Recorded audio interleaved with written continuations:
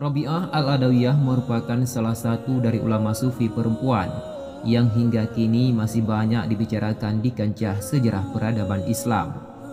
Pemikiran akan polemik spiritual terus dibahas di berbagai literatur hingga hari ini. Kisah hidup Rabi'ah Al-Adawiyah merupakan kisah yang paling banyak diceritakan di buku maupun dalam karya lain. Salah satu yang hingga kini masih eksis dibahas dari seseorang Rabi'ah Al-Adawiyah adalah soal ajaran cinta atau konsep mahabbah. Rabi'ah Al-Adawiyah merupakan seorang sufi, pengusung mazhab cinta.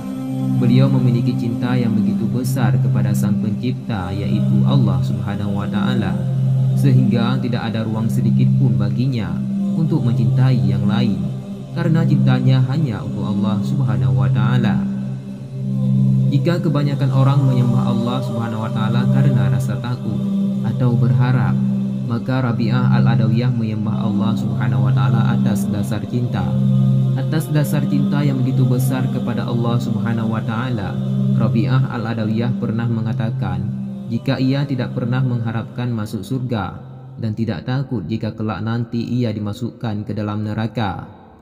Dalam setiap tindakan yang dilakukan oleh Rabi'ah Al-Adawiyah selalu dilandasi dengan cinta kepada Allah Subhanahu wa Ta'ala.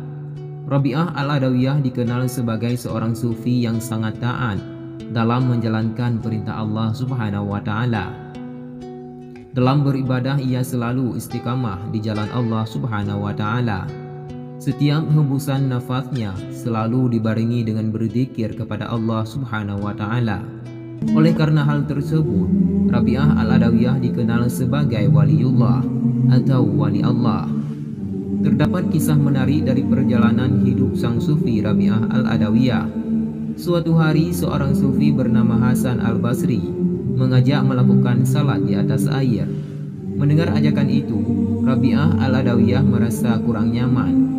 Rabi'ah Al-Adawiyah menjawab dengan jawaban yang ketus.